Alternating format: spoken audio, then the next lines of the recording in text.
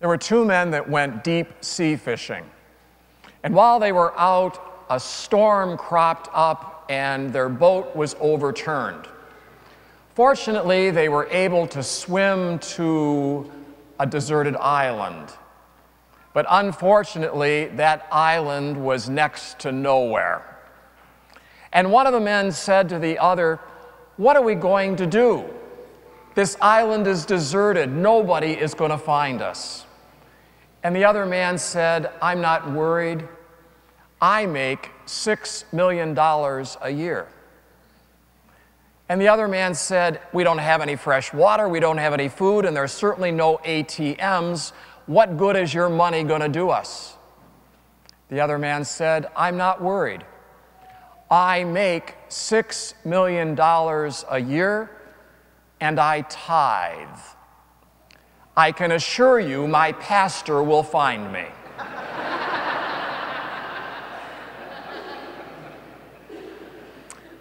Well, it's a joke, and you laughed. But what if I changed the punchline to this? I serve on the Parish Pastoral Council. I sing in the choir. I'm part of the Parish Garden Club. I can assure you, my pastor will find me. It's not funny, is it? All of a sudden, it's lost its humor. And why? Because so often in the life of the church, we equate the greatest service with money. But I stand before you today to say very, very clearly that of the three components of stewardship, time, talent, and treasure, all three of them are equally important and equally vital. Today's gospel has a stewardship message. It's the one that we know as the prodigal son, or sometimes we call it the forgiving father. And it contains a summary of why Jesus came among us. He came to seek out sinners like you and like me, to find them, to forgive them, to bring them home.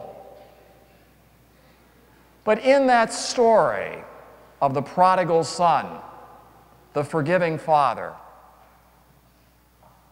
what is the sin of that son? It's a sin of bad stewardship. He asked his father for his share of the inheritance, and he received that gift. And then he left the family home, and he went out and spent every single cent on selfish, sinful living. Where does that put us? You and I enjoy an inheritance this side of heaven. God has blessed us with so many gifts, seen and unseen. Well, you might say to me today, well, I haven't left the family home of the church. Well, obviously not. Even with daylight savings time, you're all here. But are you firmly invested in the family life of the church? Are you fully participating in God's family life, the church? Or are you sort of sliding in and sliding out? And what about all the gifts that God has given to us? Do we receive them gratefully and share them? Or do we claim that they all belong to me? and I can use them as selfishly as I choose. I hope that you all got a stewardship packet within the last week. If you've not gotten it yet in the mail, give us a call at the office because we want to be sure that you have one. And inside is a catalog with our theme this year, Are You Sure You Really Want Me? Yes, we do. With your time and your talent and your treasure. There are some 70 opportunities to be involved in our parish, in social life, in educational life, in ministries life. And this weekend is our fair. Right after Mass, you're all invited to hang around a little bit, to go through the gathering area, through St. Joseph Hall, our original church, and then down the school corridors to the gym. And you'll find tables there with representatives of people who are leaders in these social, educational, and ministerial opportunities. Maybe you're thinking about renewing something you're already doing. Great. Maybe there's something that you ran across that you've never done before or haven't done in a while and would like to think about that for this year. Talk to some people. Stop at their table. This isn't sign-up Sunday. This is a chance just to get to know each other and find out what they do. And then, when you get to the gym, there's food. After the 4:30 Mass yesterday, there was a chili dog supper in the gym. Today, after each of the Masses, 8 o'clock, 10 o'clock, and 12 o'clock, there is a pancake and sausage breakfast in the gym for you. Some 100 members of our parish are doing this for you on this fair weekend. Are you sure you really want me? Yes, we do. And that's what they're telling us. What will it cost you? Only your time. They have given their time and talent and treasure to make this food, this occasion, possible. The end of your trek, stop, have pancakes and sausage. Get to know somebody that you've never met before. As we celebrate the gifts that God has given us of time, talent, and treasure that we gratefully receive and we gratefully share.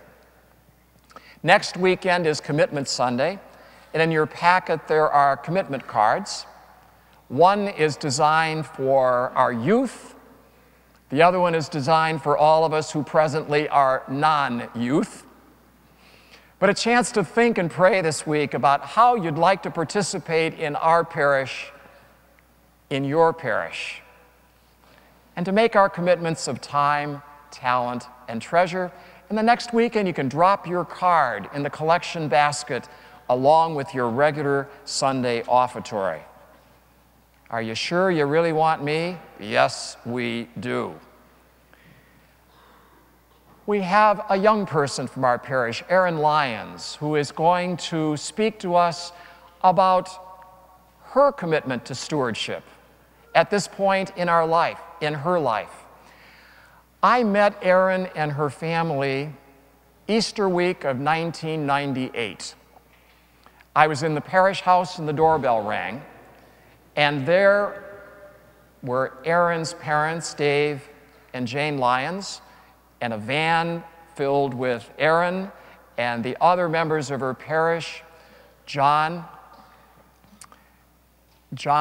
and, now wouldn't you know, I would go blank all of a sudden, Sarah, John and Sarah and Bridget and Annie and Joey.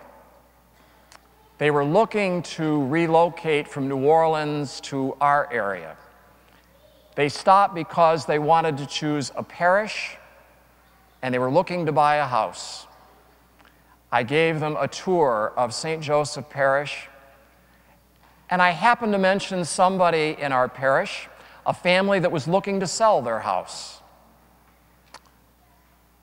They bought the house, they joined the parish, and we are so blessed to have the Lyons family among us these 12 years. Would you join me in welcoming Aaron Lyons to the pulpit?